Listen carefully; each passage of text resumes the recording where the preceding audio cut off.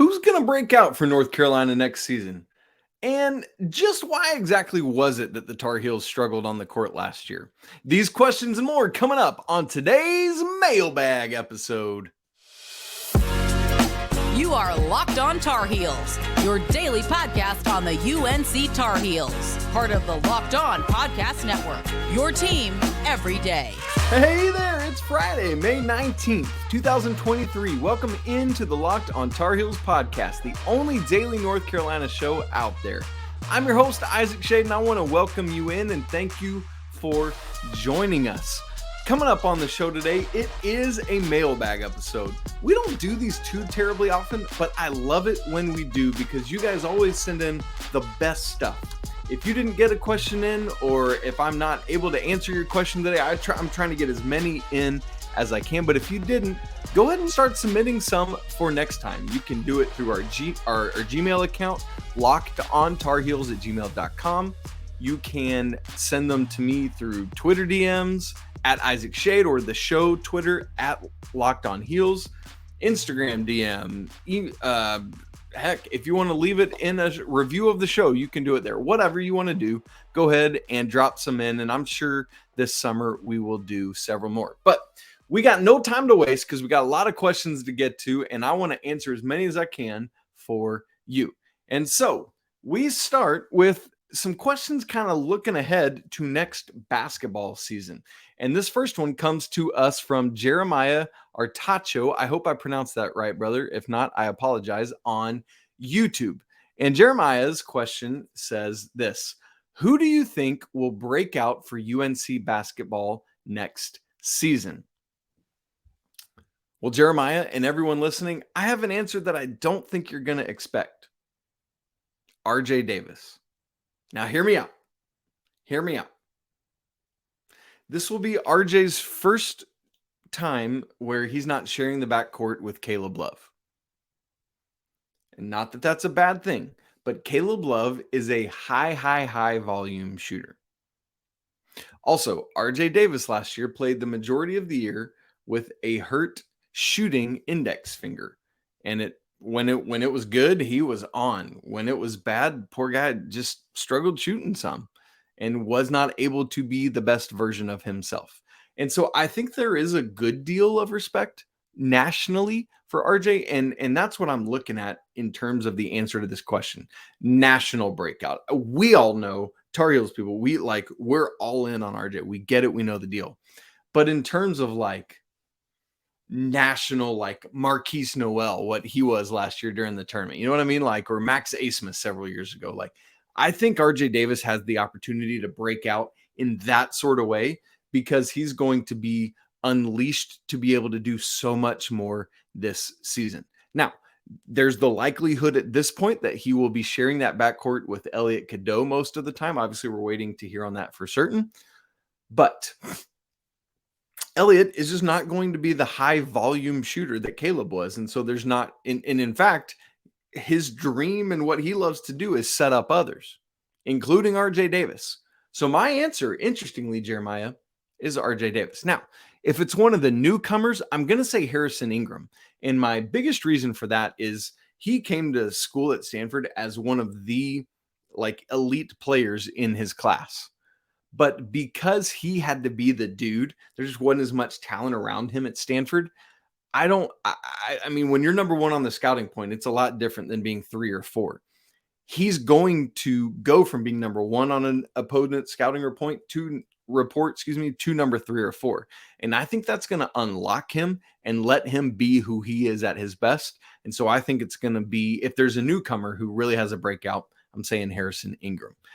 Next question comes to us from our guy at Triple L Sports on Twitter. And he says, would you rather have Jae'lyn Withers start at the 4 with Ingram at the 3, or go small and have Ingram at the 4 and Cormac Ryan at the 3? So the proposal is, what would I rather have as a starting lineup?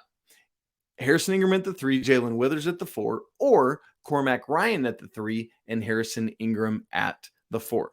Well, with my most recent lineup projection, I actually went with the Cormac Ryan, Harrison Ingram combination. Here's why.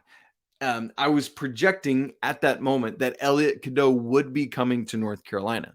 And so if that is true, what I would project as the starting lineup is Elliot Cadeau, RJ Davis, Cormac Ryan at the 3, Harrison Ingram at the 4, and Armando Bacot at the 5. Now, when I rolled that out, I got pushback, and I understand that and expect it, quite frankly, because you do leave yourselves vulnerable to a bigger team, to a team that's super physical or whatever it may be. But you have definite advantages too to be able to take advantage of, should you so choose to do so. And so I would, because the question is, who would I rather start with? I would rather start with this grouping that might be a little undersized, but that has a lot of offensive punch and a key distributor. I think that would afford Carolina more often than not the opportunity to really get out and start a game hot, put some points on the board, and then you can start tinkering around with roster or lineup on the floor construction, and then you can go to some other things. So that's where I think I legitimately would start. I mean, you at least have to see it through. The nice thing is you got options, and that's what we see with this.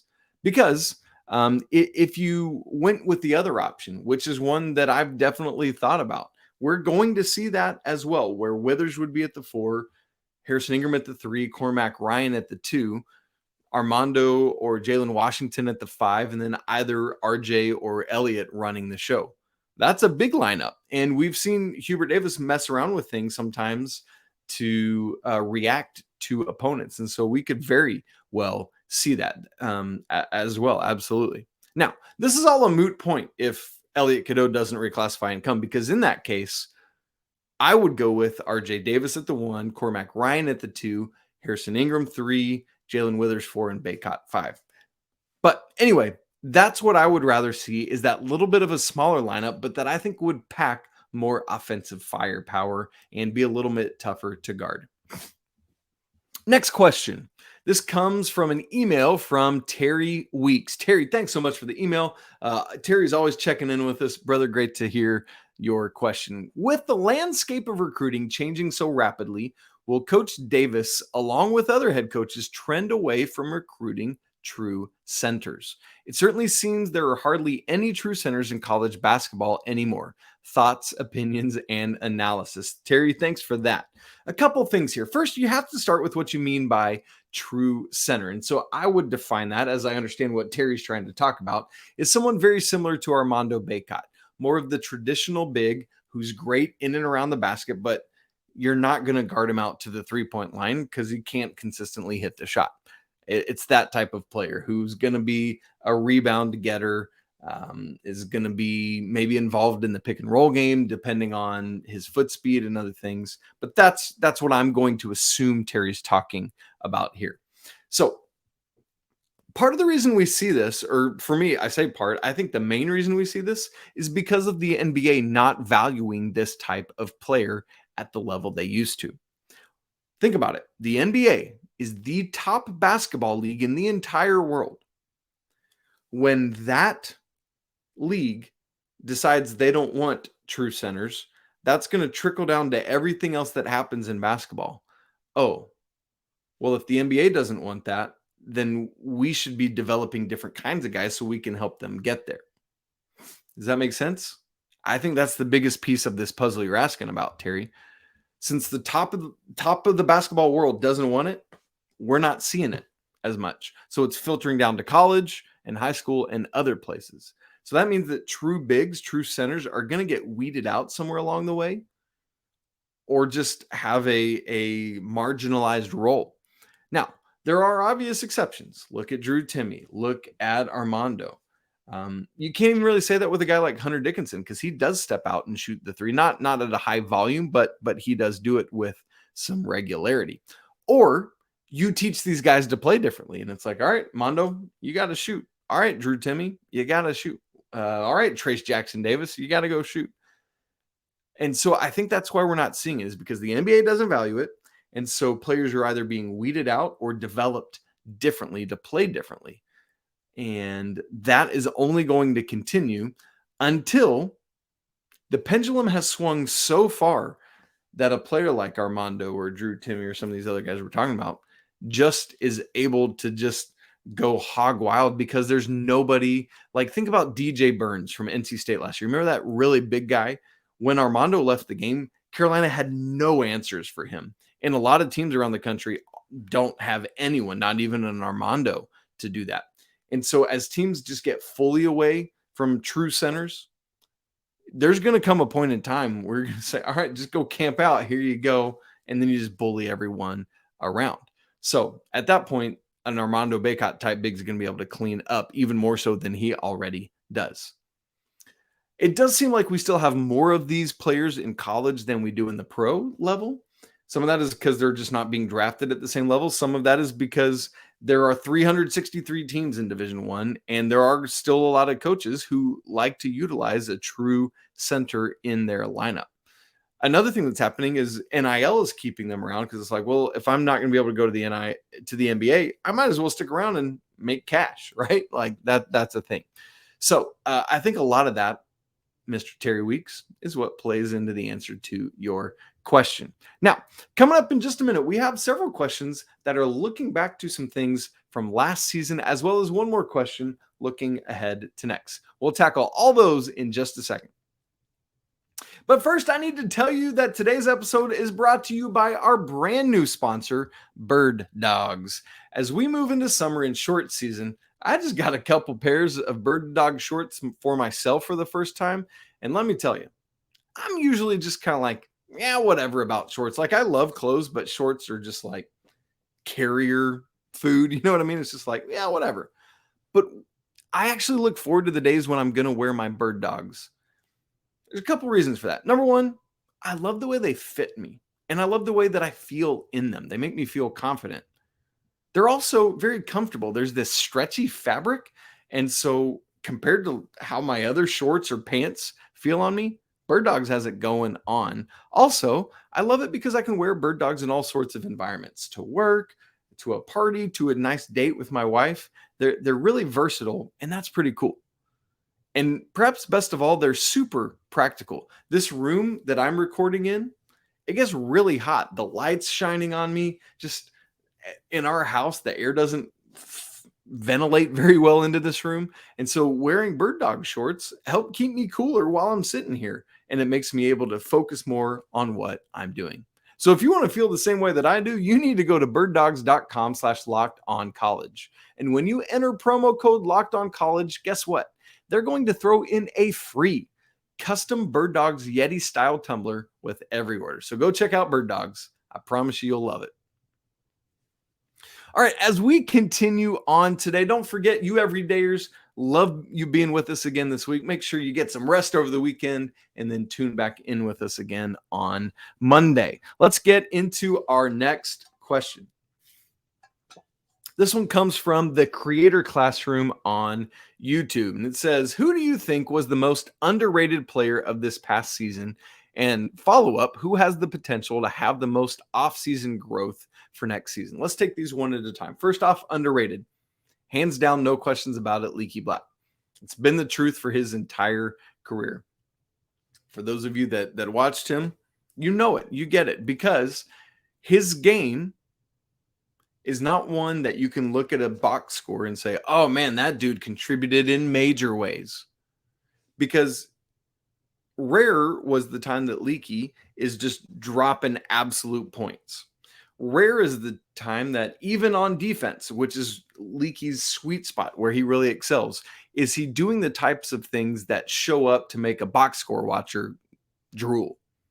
Leaky does the early work defensively so that he doesn't have to always get steals, so that he doesn't have to always block shots. Now, we certainly can, but I think all of that goes to show why Leaky's underrated, not to mention the teammate and the human being he is, which is probably the most important part of it. Leading by example, leading at times when needed through words. All of that makes Leaky underrated. Now, second question. Who has the potential to have the most off-season growth for next season? Now, when you hear that, it might sound very similar to you. It is very similar to the other question about who could have a breakout next year. But I interpret this a little bit differently, because to me, this is just about growth as compared to themselves, not just like this dude is suddenly awesome. And so this to me is about percentages of where I was last year to where I'll be next year. So that's how I'm answering this question. If Tyler Nickel hadn't transferred, he might be my answer, but he did, so he's not. That said, my answer is Jalen Washington. And I think part of that is because he's coming out of a time where he wasn't able to play basketball. But prior to that, he had been so good, so dominant, and fell in recruiting rankings because of that. And so just because of finally having a healthy offseason to really fully be able to work with Jonas and with the whole training staff and all of that, I think he's going to see massive gains and massive growth ahead of next year. So Jalen Washington is my answer for that. Next question. This comes from Connor Hutchings, the Nintendo nerd, our friend who's always checking in with us. Thanks for the email, Connor. He says this: what do you think was the biggest issue that affected the Tar Heel basketball team this season? Was it coaching, the players, team chemistry, NIL, something else entirely? While obviously most, if not all of these played a role, I'm interested in what you feel the biggest issue was, and if you feel that issue has or will be addressed next season. First off, let me say that Connor's absolutely right. In a season like last season, there are lots of straws that break the proverbial camel's back, if you'll allow me to call last season a camel. That said, for me, the single biggest issue was team makeup. The pieces didn't fit as well together in action as they did on paper. And to me, it boils down to, I think the first part of that is that there just simply wasn't enough shooting, which I maybe could have even said that shooting was the biggest issue to me itself. But because there wasn't enough shooting, there wasn't enough spacing. So Baycott couldn't be fully Baycott. The guards didn't have as much space to drive. All of these things happened because of the way the roster or the on-court play did or didn't fit together. And so I think that's where it's at. Now, as to has it or will it be addressed? I think so. I mean, you see it happening through the portal, both the out and the in. Carolina has gone out looking for shooting, hasn't gotten anyone that I would just say is the dude, the knockdown sniper, but they've gotten a lot of really good shooters. And I think that combination, that amalgamation of guys is going to work together to make it better. So I think that has been addressed by the team saying, hey, we're not going to do the NIT, which, you know, those of you that have been with us all along know that I poo-pooed that idea, but I understand why they did it. I would have loved to have seen them play, but those guys were done. They were out. And so the coaching staff just said, all right, let's take the opportunity. Let's just go ahead and get it done. And so I think they have addressed it. Now, same thing as last year. It looks good on paper. How does it fit together? We might not know fully till January, late January, early February, as the pieces continue to learn each other. And that's difficult, but it is what it is. A couple other contributors I would suggest, Connor. I do think that the fit of everyone together is the single biggest thing. And obviously, I agree with everything you said. I think all of those are factors. But the other key ones to me are shot distribution. Caleb Love just plain and simple took too many shots for the percentage that he was shooting. I think if a third of Caleb's shot attempts had been distributed out to other people, particularly Armando and or RJ when his finger was good, Carolina would have been in better shape. Maybe that's worth a game or two, you know?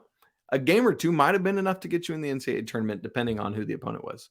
The other thing is, I know you don't want to blame injuries because you want to say, yeah, but you got to develop your depth and do other things. And I don't think people have blamed injuries, but I do think they played a pivotal role in last year's lack of success. So I believe we should shed more light on that. Injuries were a really big issue last year. We already talked about RJ's finger. I think if RJ is able to shoot like he did when he was healthy all year, that's a different team.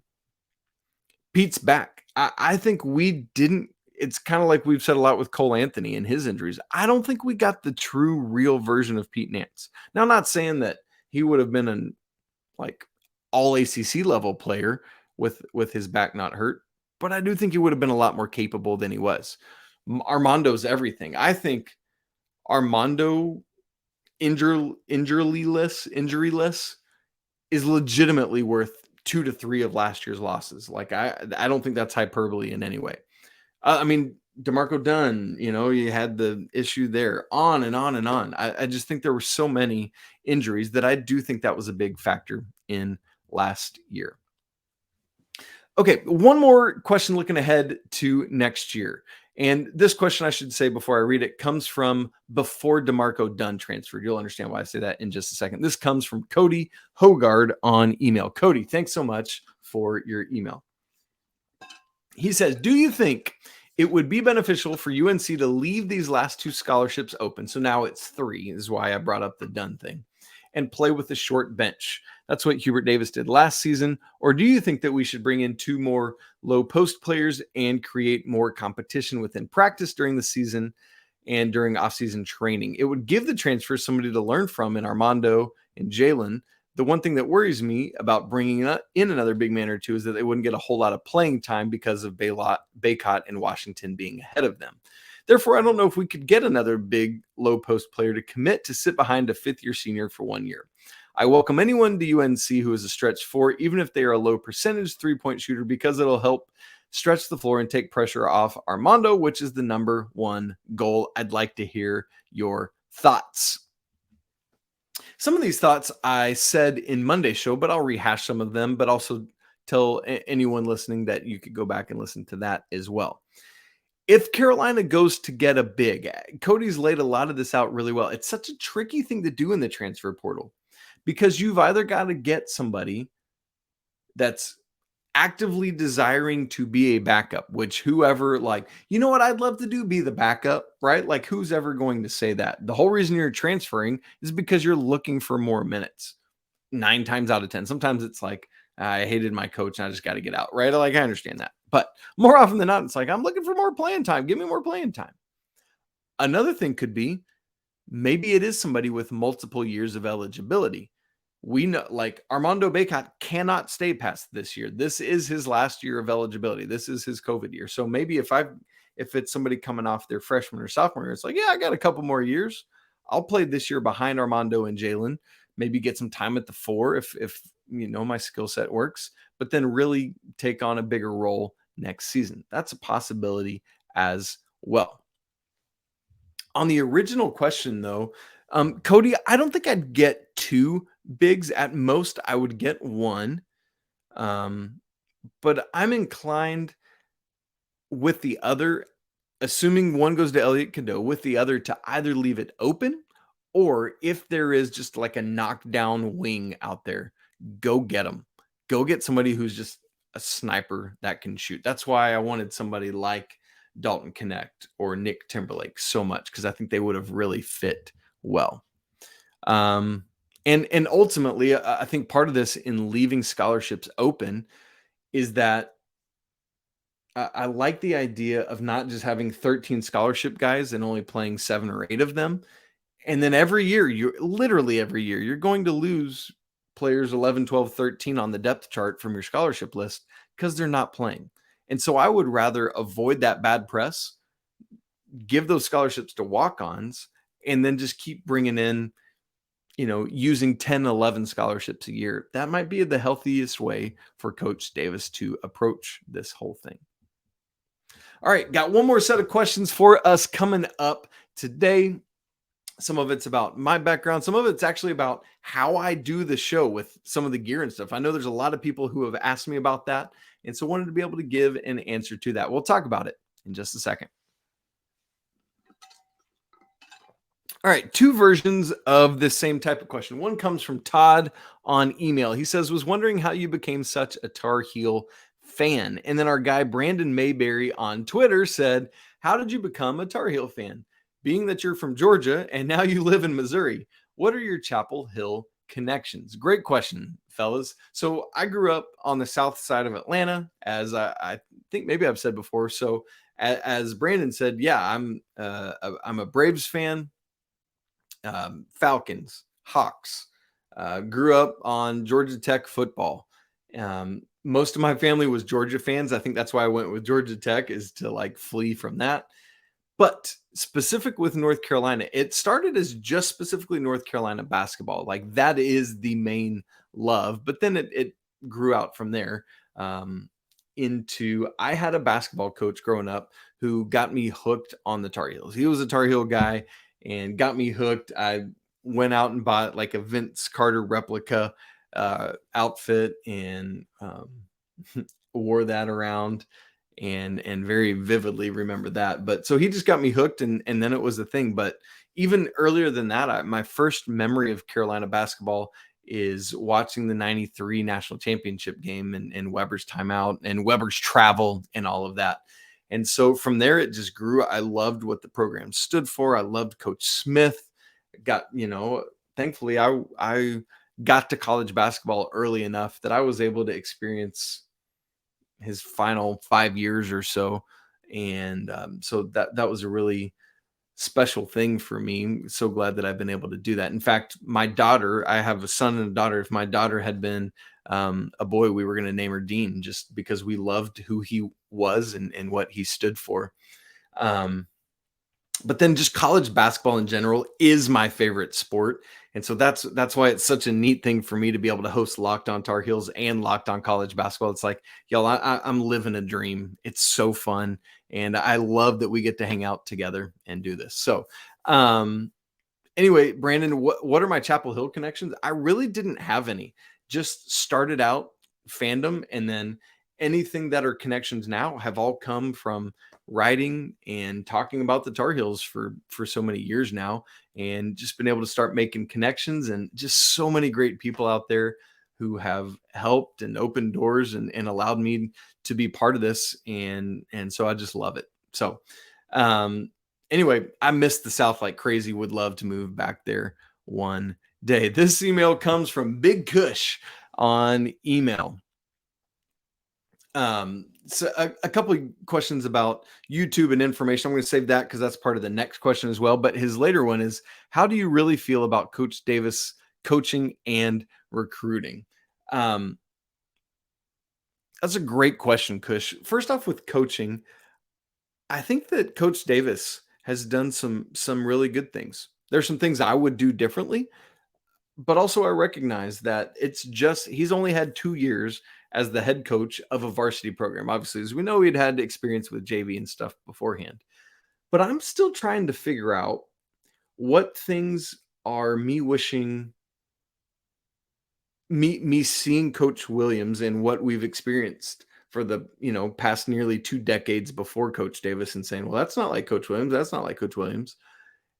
And what of it is like legitimately like, I don't think that was the right coaching call. I think more of my thoughts about Coach Davis's coaching that would be constructive criticism have come more because it's not Coach Williams. I've started trying to reckon with that. But again, there are legitimately, like, I can certainly nitpick some things where I'm like, I would have made a different call there. But I'm not the head coach of the Tar Heels, and Coach Davis is. So I never mind giving my opinion about that, but I'm never going to be somebody. I don't mind giving constructive criticism, but I'm not going to all out just bash the coaching staff. I just don't think that's a healthy way to approach it. I would rather ask questions and have conversations. And so, and then on the recruiting side, I mean, Coach is killing it on recruiting, and hopefully that continues. But so far, you can't beat Hubert Davis in the living room, and I love it. And that's because of the human being that he is. Rooting for him, would love to see him succeed at this and continue to grow the team and the program. Now, final question comes from our guy Ray Melton on Twitter at DJ_Ray Melton, who asks, how do you produce the show? What software do you use and other gear? And that's kind of similar to what Kush was asking about in the first half of his. How do you find your information and get started streaming on YouTube? Well, in terms of gear, I'm using my computers where I keep all my notes And the software that we use at Locked On is called StreamYard. Used to use a different software before this called Restream, and we switched about a year or so ago to StreamYard. And so it's basically like a video studio. Just here, it's internet web browser based. So I'm on StreamYard in Chrome, and you can, any of the graphics I use, any of the music, any of that other stuff is on here. And then in terms of like how I get the video, I actually use my phone. I don't have a webcam because I realized one day, like, hey, my phone is this really expensive camera in my pocket. I wonder if there's a way I could turn it into a webcam. So I found this app, this software app that lets you open it on your phone and on your computer, and then it just turns your phone into your webcam. So I've got my phone right up here above the computer, just on a tripod, and it then sends it into StreamYard, and you just choose that app as what it's doing. So I use that whether I'm here in my home office or at my other location that I record from at my other office. In terms of some other gear, I've got a Blue Yeti mic here at home office, and I've got a different mic at my work office that goes through a whole sound system that I've got at my desk there. I do, because of the things I've done in music. Otherwise, I got a whole bunch of recording software that I filter that through. Then I've also got 2 ring lights up here on either side, just because it casts less, whatever it, I don't know. It's supposed to make you look better. And then when I record at my other space, I've got just one smaller ring light right up above my phone. And then in terms of some other software, not all the Locked On folks do this, but I do a good bit of post-production, both on the video and audio side of things. So for my audio, literally, I just use GarageBand. Pretty easy there. And then for my video editing, I use one called Shotcut. It's a free video editing software that does enough. There's not too much in-depth editing that I need to do, and so that does the trick for it. I'm trying to think if there's any other software or hardware that I've left out. Anyway, I'm sure there probably is. And then in terms of producing this show, Ray, I spent time prepping the notes. I do a pretty full outline of the show to go off of, and use that, and then just hit record and go. More often than not, I try to record straight through in one take. Every now and then you got to cut it up. But then on the back end, I download it, put in all the extra music and graphics and stuff, the ending, the beginning, splice some things together, bada bing, bada boom, you upload it and you're ready to go. And back to Cush's question about streaming on YouTube, Locked On sets all that up for us. And then I just have to we do our own producing. So after I finish the show, it takes me about 30 minutes to do everything else, editing the audio and the video, uploading things, descriptions, titles, ad locators, things like that. So anyway, that's all I got for you on that. If anyone has more questions about the production side of it, be happy to talk with you more about it. Friends, thanks so much for diving in this week on Locked On Tar Heels. That brings us to the end of another fun week together. If you would, go leave the show a review on Apple Podcasts or anywhere else you find an opportunity to leave reviews. 5 stars. Would love if you leave some encouraging words or why you love the show. You can follow us on Twitter at Locked On Heels or me at Isaac Shade. You can email the show lockedontarheels@gmail.com. And don't forget to subscribe to the show, smash the like button, and comment. If you got other questions you didn't get answered, go ahead and drop them in and I'll bank them up for our next mailbag. Want to remind you that it's always a great day to be a Tar Heel. We'll be back with you on Monday, but until then, peace.